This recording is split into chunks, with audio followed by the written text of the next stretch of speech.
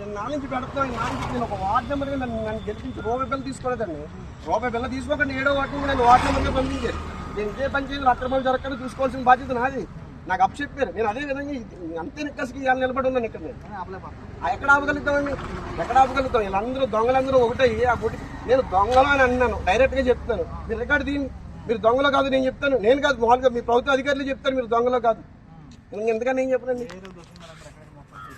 మీరు ఇప్పుడు చెరువు విషయంలో దోచుకుంటే మీరు బయటకు తీస్తే దోచుకున్నది బయటకు వచ్చేస్తాను, ఇబ్బంది లేదు. మీరు డంపింగ్ యార్డ్ దగ్గరికి వెళ్ళండి. ఆ మా అంటే 2 గంటలకు ఎండుతాడు, 3 గంటలకు ఎండుతాడు. రోజంతా గెంటాడు మిషన్ పెట్టి. ఎంత ఇస్తాడు? గంటకు 1000 రూపాయలు, 10,000 ఇస్తాడు. 1,30,000 వస్తుంది.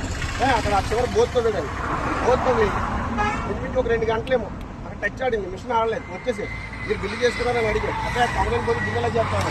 తర్వాత మనం తీసుకుంటే రికార్డులు తీసుకుంటే అందులో 87,000 బిల్లు ఉంది. 20 మంది యానాదోళ్ళని పెట్టి అక్కడ బోధి పోయించారు. దానికి 97,000 బిల్లు వేసారు. మీరు అలాగే ఇలా మంచినీళ్ళు, ఇప్పుడు మా ఊళ్ళో మంచినీళ్ళు లేవు. మీరు మంచినీళ్ళు రికార్డు చేయండి. నేను నెలకి ఎంత బిల్లు చేస్తాను చెప్పిందండి. ఇవన్నీ బయటకు వస్తాయి కదా. అప్పుడు జరిగినా జరగలేదు బయట వస్తుంది కదా. అప్పుడు ఎందుకని ఏం చెప్తానండి? వార్డు నెంబర్ సపోర్ట్ అంటే అండి నేను మొన్న కూడా చెప్పాను. వాళ్ళకి చేరే వాళ్ళు కొంతమంది ఉంటారు, భయపడే వాళ్ళు కొంతమంది ఉంటారు. అందరూ నాలాగా ఉండాలని రూల్ లేదు కదా. నాకు నా ఊరు కోసం నేను పోరాడాలనిపించింది. పవన్ కళ్యాణ్ గారు రాష్ట్రం కోసం పోరాడుతున్నారు. ఆయన సుఖాన్ని వదిలేసుకుని నా ఊరికి నేను పోరాడుతున్నాను. నేను నా సుఖాన్ని తీసుకుంటే నా ఇంట్లో నేను బతుకుతే హ్యాపీగా ఉండొచ్చు. అలా అని మనల్ని అంతా నడుకుంటే దొంగలే కదా రోడ్లు ఎక్కుతున్నారు. అందుకే దోషేస్తున్నారు కాబట్టి నేను నిలబడవలసి వచ్చింది.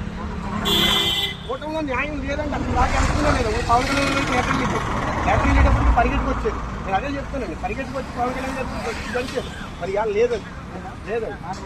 నాకు పట్టింది కూడా నేను కనబడుతుంది కదా.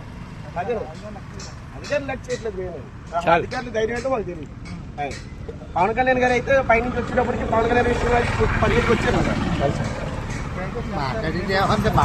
మా ఊరు డెవలప్ అవ్వాలండి.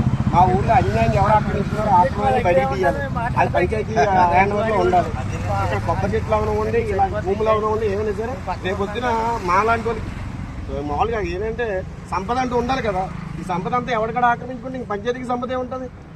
ఏం డెవలప్ చేసుకోవాలంటే ఈ సంపదతో కూడా చేసుకుంటున్నాం కదా. మేము వాళ్ళు దోసేస్తున్నారు కదండి. అవన్నీ బయటికి తీయాలని కోరుకుంటున్నాం.